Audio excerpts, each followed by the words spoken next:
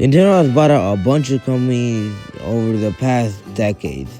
And since they're buying out Bandai Namco Singapore later this year, I thought it'd be fun and kind of interesting to look at what Nintendo has bought out over the past 2.5 decades, because they just don't buy out big companies to get their IPs.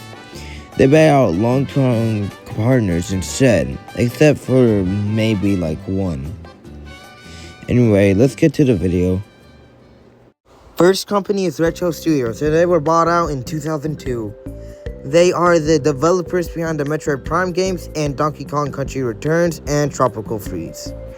I think it's kind of weird that they bought them out before they released the game, but I do have a theory, and that's because Rareware was bought out the same year by Microsoft. So I think Nintendo wants to secure a game company.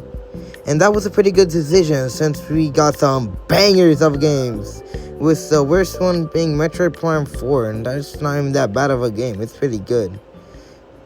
The second company is Monolith Soft, which had 80% of it bought out in May 2007, 16% bought out in 2011, and the final 4% being bought out in December 2024. They have made the Xenoblade games and has a support studio that has helped make The Legend of Zelda Breath of the Wild and Tears of the Kingdom. The reason why they bought them out is to give the developers more freedom while working there, unlike at Bandai Namco.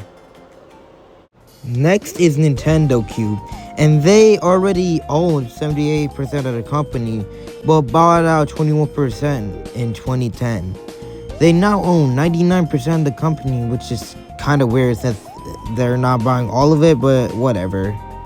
They have worked on the Mario Party games since Mario Party 9 and worked on more experimental and weird titles like Nintendo Switch 2 Welcome Tour, some Wii Party minigames, and more. This is also the first company to have its name changed. Its name before this was NDC Cube, if you were wondering. The fifth company is Nintendo European Research and Development, or NERD. They were bought out in 2011, and their original name was MobiClip. They work in video technology and originally did it for Sony, but they also did stuff for the DS, Game Boy Advance, and Wii. After they were bought out, they emulated DS and Wii Virtual Console, emulated all of Nintendo classics, and has made experimental games like Mario Kart Live Home Circuit, Pikmin 1+2, and did supporting work on Tears of the Kingdom, Nintendo Switch Sports, and Super Mario 3D All-Stars. The next one is kinda weird, but it's iQue, and they were bought out in 2013. You probably never heard of the company or anything they done before, but they originally made the iQue player, which was exclusive to China. But now they just localized Nintendo games and consoles to China. For the sixth company, it's Nintendo Sales, and their old name was JezNet. They distribute Nintendo merchandise for their IPs. They were 70% bought out in 2016, and the last 30% was bought out in 2019. Really nothing special about this, to be honest. Next is, Next Level Games, which were bought out in March 1st, 2021. They are the developers behind Luigi's Mansion 2, 3, the Mario Strikers series, and Punch-Out for the Wii. These were all great games, and you could say they were next level games. They were bought out because they were already exclusives for 10 years to Nintendo, so it made a lot of sense. 48th company they bought out is Systems Research and Development, and they were bought out on April 1st, 2022. They are a support studio that has worked on a lot of games, including the original Super Mario Bros. Yes, they are that old. Star Fox Zero, New Super Mario Bros. U, The Legend of Zelda, The Wind Waker HD, and a lot of games. Seriously, look it up. Next up is Nintendo Pictures, which were bought out on October 3rd, 2022, and the original name was Dynamo Pictures. They've actually worked with Nintendo before on the Pikmin short movies and has done animations for games like Tears of the Kingdom, Super Mario RPG Remake, and Super Mario Bros. Wonder.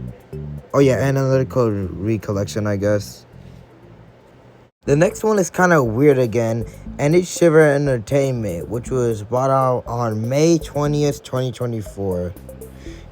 To some people at the time, it was actually kind of shocked that they bought them out, but they've actually did some third-party ports for Nintendo, like Mortal Kombat 1 and 11, WWE 2K25, and Hogwarts Legacy.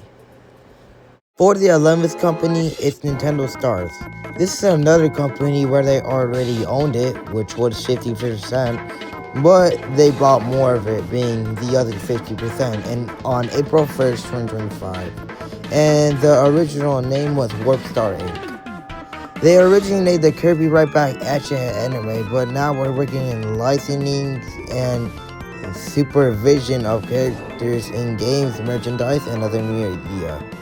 I have no idea half of the things what I just said, but okay. Finally, we have Nintendo Studios Singapore, and they will be bought out on April 1st, 2026. Jeez, why are there so many April Fool's buyouts? And they were originally called Bandai Namco Studio Singapore, which means, of course, that they were originally owned by Bandai Namco, but was sold to Nintendo because they needed money like right now. Nintendo Studio Singapore has worked on Pokken Tournament, Kirby Air Riders, Super Smash Bros. Ultimate, and many other games. So they're basically a backup Sakurai team. Well, that's it for this video. I actually had a bunch of fun looking up every company and what Nintendo has bought. And it's also nice to see a big company like Nintendo to buy out smaller ones instead of Microsoft or Disney, who just buy out everything they can. I actually couldn't find a wiki page about every company they bought, so let me know if I missed any. And also, let me know if I got any information wrong as well. Anyway, before you guys go, I just want to say thank you guys for watching. Comment, like, and subscribe, and I'll see you guys next time. Bye.